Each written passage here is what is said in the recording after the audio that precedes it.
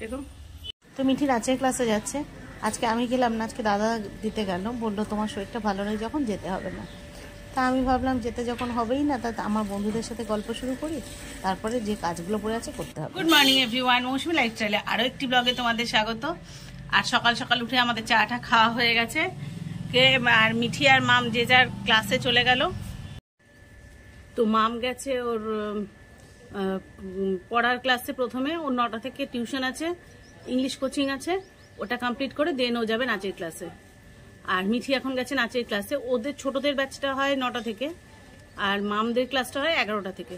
তো মাম সকাল 9:45 থেকে ওর যে কোচিংটা আছে সেটাই পড়তে গেছে, গিয়ে ওখান থেকে দেন বাড়িতে আসবে, 2-3 মিনিটের জন্য ব্রেকফাস্টটা রেডি করে রাখবো, খেয়ে সোজা চলে যাবে নাচের ক্লাসে। আর মিঠি তো গেল, তোমাদের তো আগেই বলেছি আমাদের নাচের ক্লাসটা খুব পাশে, তো ওর বাবা দিতে গেছে। আর হ্যাঁ, একটা আপডেট দিয়ে রাখি, কালকে থেকে আজকে শরীরটা বেশ ভালো মানে আজকে রাত্রেবেলা কালকে খুব ভালো ঘুমিয়েছি। এমনিতে তো জানো রাত্রেবেলা খুব কষ্ট হচ্ছিল, সারা দুপুর শুয়েছিলাম, প্রেশারটা হাই হয়েছিল। রাত্রেবেলা আর একটা প্রেশারের ওষুধ খেয়েছি, খেয়ে এখন শরীরটা বেশ ভালো। রাত্রেবেলা পুরো 12টায় ঘুমিয়েছি, প্রতিটা রাত্রে আমি 2-3 বার করে উঠি। কালকে একটুও উঠিনি, মানে আমি যে কাতে শুয়েছি সকাল 7:30টায় যখন আমার ঘুম ভেঙেছে তখন আমি সেই পাশ ফিরেই উঠেছি। মানে শরীরটা এতটাই দুর্বল ছিল বা এতটাই শরীর খারাপ ছিল যে আমি রাত্রেবেলা মানে একদম নড়িনি। ওই যে 11:30, 11:15 শুয়েছি, আর 12টার মধ্যে কালকে ঘুমিয়েই পড়েছি। তারপরে উঠলাম একদম সকাল 7:30, একদম একটানা ঘুম, কোনো মাঝখানে কোনো একবারের জন্য কালকে ঘুম ভাঙেনি। যেখানে আমি প্রতি রাত্রেবেলা 2-3 বার মিনিমাম উঠি, মানে কম উঠলেও 2 বার উঠি, সেখানে কালকে একবারও ঘুম ভাঙেনি। তো কালকে ফ্রেশ ঘুমটা হয়ে সকালবেলা দেখছি শরীরটা বেশ ভালো লাগছে। তা টেনশন করার কিছু নেই। কালকে দুপুরে যখন খুব খারাপ লাগছিল, আমার খুব মানে ভয়ও করছিল। অনেকদিন পরে, শরীর তো আমার মাঝে মাঝেই খারাপ হয়, কিন্তু অনেকদিন পরে কালকের মতো মারাত্মক শরীর খারাপ হলো। দাদাকে অতটা বলিনি, তার কারণ যদি আমি বলি তাহলে সে হয়তো বলবে এক্ষুনি হসপিটালে চলো। তো সবসময় মানে কথায় কথায় হসপিটালে যেতে তো নিজেরও ভালো লাগে না, পরিস্থিতি তেমন থাকেও না। তো আমি ভাবছিলাম যে দেখো আমার তো শরীর খারাপ মাঝে মাঝেই হয়, তো দেখি যদি কোনোভাবে কমে।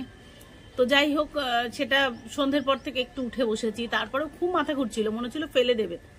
কালকে ডায়ালিসিসের পর থেকে শরীরটা খারাপ লাগছিল, মাথা ঘোরাটাই মেন কষ্ট হচ্ছিল।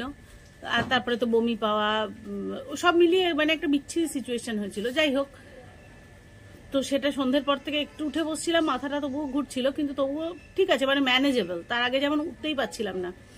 আর রাত্রেবেলা ফ্রেশ ঘুমিয়ে এখন অনেকটা ভালো, মানে আজকে আবার আমি নর্মাল আশা করি কাজকর্ম করতে পারবো। তো ঠিক আছে, সারাদিন আমার সঙ্গে থাকো, দেখতে থাকো। আসছি আবার একটু পরে, সকালে টুকটাক কিছু কাজ সেরে নিই, তারপরে আবার আসছি।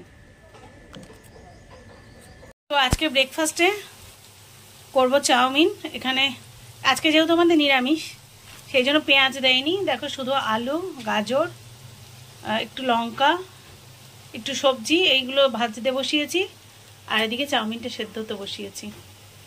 তো আজকে ব্রেকফাস্টে এটাই। এদিকে মাম পড়ে ফিরছে, ওকে খেতে দেবো, দিয়ে তারপরে মিঠিকে আবার ওর বাবা আনতে যাবে। তো দেখো চাউমিন হয়ে গেছে। আর আমার চাউমিন মানে যতটা সিম্পল করা যায় ততটা, একটু সবজি, লঙ্কা কুচি, একটু নুন, আর কি বলে একটু মিষ্টি। মাম চলে, এবার দাদাকে দেবো, দিয়ে আমিও ব্রেকফাস্টটা করে নেবো, কারণ আমার তো সকালের টিফিনের একটা নির্দিষ্ট টাইম আছে, সঙ্গে মেডিসিন নিতে হবে। তারপরে মিঠি আসবে, মিঠিকে দাদা আনতে যাবে, ব্রেকফাস্টটা করে। আর এদিকে দেখো মুখ ঢেকে বসে আছে, ক্যামেরার সামনে আসবে না। তো আজকে ভাবছি আমের স্কোয়াশ বানিয়ে রাখবো, যাতে ঘরের থেকেই ঘরের জিনিসই খেতে পারে। আমার বাজার থেকে কেনা জিনিস আমি খুব একটা পছন্দ করি না, তবে সময় বিশেষে কিনতে হয়। যাই হোক, দুপুরে রান্না বসিয়ে দিয়েছি।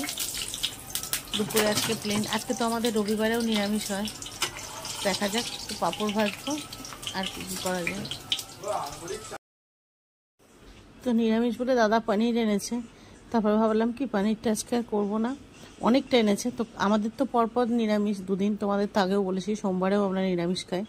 তো অনেকটা এনেছে বলে ভাবলাম যে আজকে অল্প একটু পনির দিয়ে ডাল করি, আর বেশিটা রেখে দিই, কালকে পনির রান্না করে দেবো। তো আর আমি কিন্তু পাঁপড়গুলো ভেজে টিস্যুতে রাখছি। শুরুতে পাঁপড়টা ভেজে নিলাম এই কারণে, কারণ ঠান্ডা হলে ওগুলোকে আমি কৌটো তুলে রাখবো, তাহলে আর খাওয়ার সময় নরম হবে না। দেখো বিচ্ছিরি গরম হয়ে গেছে তেলটা, সব বেলা হয়ে গেছে তো তাড়াতাড়ি করার জন্য তেলটা যাই গরম হোক তাড়াতাড়ি করে নিয়ে আর এদিকে ওই যে বললাম পনির দিয়ে একটু নিরামিষ ডাল মতো করব, মুগের ডাল, আর একটু বেগুন ভাজছি, ব্যাস এই করব। ও আর আমাদের তো চাটনি না করলে হয় না, গরম পড়তেই সব সময় চাটনি, তো ওগুলোকে কৌটে ঢুকিয়ে নিয়ে এবার আমি দুপুরবেলা রান্না করতে চলে এসেছি। একটু প্লেন এই একটু জিরে আর শুকনো লঙ্কা ফোড়ন দিয়ে ডালটা করব।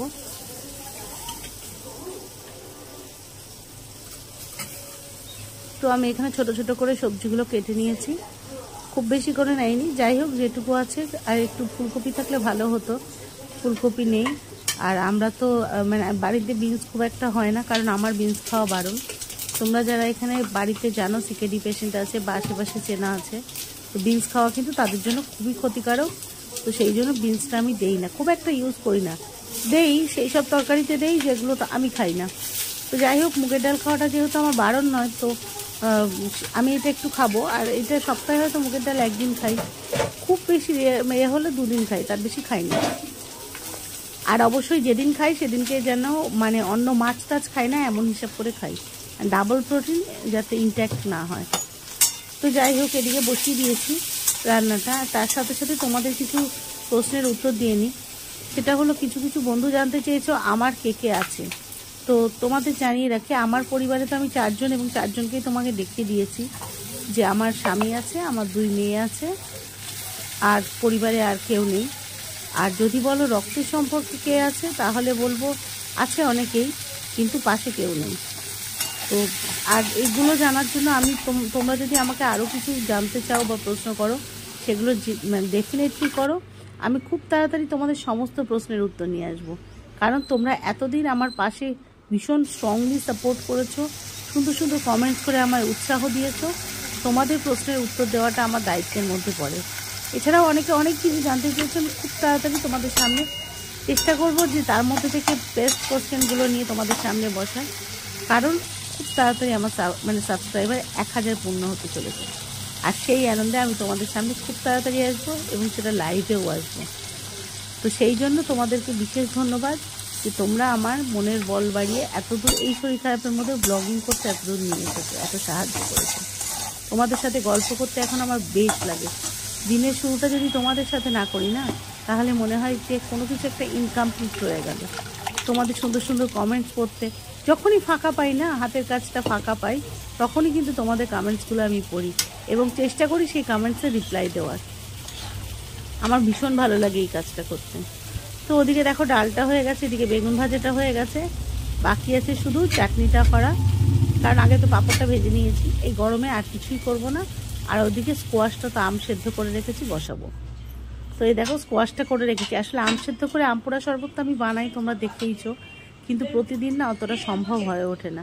তাই ভাবলাম একটু স্কোয়াশ করে রাখি, তাহলে আলাদা করে চিনিও গুলতে হবে না, জাস্ট জলে মেশালেই স্কোয়াশ রেডি। ওদিকে আমার কি বলে পাইনাপেল স্কোয়াশ কেনা আছে, আর তো জানো গ্লুকান্ডি দিয়ে আর লেবু দিয়ে শরবত করি, আর এদিকে আমের স্কোয়াশটা থাকলো। তাহলে আমার স্নান টান হয়ে গেছে, এবার মেয়েদের খেতে দেবো, ওরা খেতে এসেছে। আর দেখো আজকেও আমি গতানুগতিক এই ঘরেই নিয়ে এসেছি, টেবিলে বসে খাওয়ার মতো পরিস্থিতি নেই, এত গরম। তো শোয়ার ঘরেই নিয়ে এসেছি, নিচে বসেই খাবো, কারণ ওই ঘরটা ভীষণ গরম। আর রান্না বান্না করে উঠে আগুনের সামনে থেকে এসে একটুও ভালো লাগছে না যে ওই ঘরে বসে খাবো, তো সেই জন্য নিয়ে এসেছি। তো চলো আমরা এখন খাওয়া দাওয়া করি। মেয়েরা বসে আছে, ওর দুজনেরই নাচের স্কুল করে এসেছে, স্বাভাবিকভাবেই খিদে পেয়েছে। ওরা এসে নাচের স্কুল থেকে ফিরে এসে স্নান টান করে সব বসে আছে। আমার রান্না করতে একটু দেরি হয়ে গেছে, এখন 2টো বাজে। তো চলো ওদের খেতে দিয়ে নিই, আবার খেয়ে দিয়ে উঠে তো আমি একটুখানি শুই। তো আবার বিকালবেলা আসছি তোমাদের সাথে কথা বলতে। তো গুড আফটারনুন ফ্রেন্ডস, আমি আর মাম চলেছি এখন এক জায়গায়। যে মাম তৈরি হয়ে গেছে দেখো, মাম জলের বোতল নিচ্ছে। আরে দেখো মিঠি যাবে না, সেই জন্য মিঠিও ছাড়তে চাইছে না।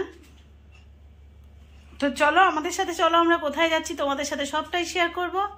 দুপুরবেলায় জাস্ট খেয়ে দিয়ে উঠলাম, তারপরে মনে হলো এক জায়গায় যাওয়ার খুব দরকার, একটু এমার্জেন্সি, সেই জন্য আমরা যাচ্ছি। তো আমাদের সাথে থাকো, দেখতে থাকো, খুব তাড়াতাড়ি তোমাদের দেখিয়ে দেবো আমরা কোথায় যাচ্ছি।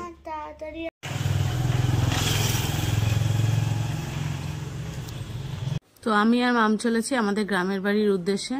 আর আমাদের গ্রামের বাড়িটা মসলান্দপুর বলে একটা জায়গায়, নর্থ 24 পরগনার, যেটা বাদুড়িয়া ব্লকে। অনেকেই চিনে থাকবে, যদি আমার ওদিকে কোনো বন্ধুরা থাকো তাহলে জানবে আমাদের বাড়ি, গ্রামের বাড়ি বাদুড়িয়া ব্লকে। গ্রামের বাড়ি ইন দ্য সেন্স দাদার আদি বাড়ি কিন্তু কলকাতাতেই, বাট ওই বাড়িটা আমরা বছর 12 আগে করেছিলাম, যখন আমরা দুজনেই তো সোশ্যাল ওয়ার্ক করতাম। তো ওখানে যখন আমাদের অর্গানাইজেশন, মানে ওখানকার অর্গানাইজেশনে আমরা কাজ করতাম, তো তখন আমরা এই গ্রামের বাড়িটা বানিয়েছিলাম। মানে গ্রামটাকে ভালোবেসে ওখানে একটা বাড়ি বানিয়ে রেখেছি। সেখানে আমাদের মাঝে মাঝে যাওয়া হয়, সবসময় যেতে পারি না, তবে আগে প্রায় মাসে একবার করে গিয়ে হলেও থাকার চেষ্টা করতাম। কিন্তু গত পুজোর আগে লাস্ট গেছি, তারপরে নভেম্বর থেকে আমার এতটাই শরীর খারাপের মধ্যে দিয়ে আমি যাচ্ছিলাম যে মানে পেরে উঠতে পারিনি, যেতে পারিনি। তো দেখো এদিকে রাত হয়ে গেছে, আমরা বেরিয়েছি সেই 3:30-র সময়, কিন্তু আমাদের মানে পৌঁছাতে রাত হয়ে গেছে। রাত ইন দ্য সেন্স অনেক রাত নয়, এই 7:30-র মধ্যে আমরা পৌঁছে গেছি আর কি। তো সেটাই, চলো এবার বাড়ি গিয়ে তোমাদের সাথে আবার গল্প করছি, কারণ রাত্রে এখন ঘুটঘুটে অন্ধকার, কিছুই দেখাতে পারবো না। তো দেখো আমি আমার গ্রামের বাড়িতে এসেছি, তোমাদের কাছে সারপ্রাইজ রেখেছিলাম। কালকে সকালে আমার বাড়িটা ঘুরিয়ে দেখাবো, কারণ গ্রাম মানেই বুঝতে পারছো অন্ধকার, ঘরের মধ্যে আলো ঠিক কথা, কিন্তু আমি বাইরে তোমাদের দেখাচ্ছি। দেখো বাইরেটা একদম ঘুটঘুটে অন্ধকার, আর এদিকে একটা ঘর আছে। কালকে সমস্ত কিছু ঘুরে ঘুরে দেখাবো। আর দেখতে পাচ্ছ আমি খুব বিধ্বস্ত অবস্থায় আছি। জাস্ট এসেছি, এসে একটু ঘরদোর ঝাঁট দিয়েছি, কারণ আমরা এলাম প্রায়, আমি লাস্ট এসেছিলাম পুজোর পরে, তারপর পুজোর পর থেকে ত্যাগের পরে এক শরীর খারাপ এই করে চলছে বলে আসতে পারছিলাম না। আজকে এসেছি একটা কারণে, আমি তোমাদের পরে বলছি, তার আগে আমি একটু ফ্রেশ হয়ে আসি, তারপরে আবার তোমাদের সামনে আসছি। তো তোমরা তো দেখলে আমি গ্রামের বাড়িতে এসেছি। আসলে তোমাদের একটু বলি কি কারণে আসা, কোনো সিদ্ধান্ত ছিল না এখানে আসবো, হঠাৎ করে আসতে বাধ্য হলাম। দুপুরে আমার মামা ফোন করলো যখন আমি রান্না করছি, তো মামা ফোন করে বলল যে আমাদের এই বাড়িটা তো ফাঁকা পড়ে থাকে, কেউ থাকে না, তো বাড়ির ওপর দিয়ে একজন রাস্তা করেছে, বাড়ির পাশ দিয়ে। তো যেহেতু বাড়িতে কেউ থাকি না মানে এই নয় যে বাড়ির ওপর দিয়ে যে কেউ রাস্তা করে ফেলতে পারে। তো সেইটা শুনে চটপট বেরিয়ে এলাম। এখন আস্তে আস্তে তো অনেকটা দূর, 1 ঘন্টা 3 লাগে, সন্ধে হয়ে গেছে, তো সেটা সকালবেলা তোমাদের দেখাবো। তো ভাবলাম চলো যে আজকে, ও হ্যাঁ, এসে তো জানো তো রান্না করার কিছু নেই, সব বাজার করে এনেছি, দেখবে দাঁড়াও দেখাই। যে বাজার করে এনেছি ছোট ছোট তেল মশলা, অল্প একটু চাল, একটু আলু, বাজার করে এনেছি। একটা দিন তো থাকবো মাত্র, কালকের দিনটা চলে যাব, কিন্তু তার আগে তো খেতে হবে, আজকে রাত্রিটা কালকে দুপুরটা তো খেতে হবে। ও 4টে ডিম, সব অল্প অল্প করে নিয়ে এসেছি। তো চলো দেখতে থাকো।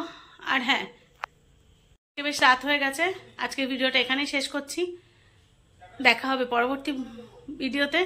ততক্ষণে সবাইকে শুভরাত্রি। আর হ্যাঁ, যে নতুন বন্ধুরা আমার চ্যানেলে নতুন এসেছো তারা প্লিজ আমার চ্যানেলটাকে সাবস্ক্রাইব করে আমার চ্যানেলের পাশে থেকো। আর পুরনো বন্ধু যারা আছো তারা যেভাবে আমার চ্যানেলে লাইক করে কমেন্টস করে আমার পাশে আছো, তারা প্লিজ সেভাবে থেকো। আর পারলে সবাইকে অনুরোধ একটা শেয়ার দিও, যাতে আমি আমার আরও নতুন বন্ধু খুঁজে পেতে পারি। ততক্ষণের জন্য সবাইকে শুভরাত্রি।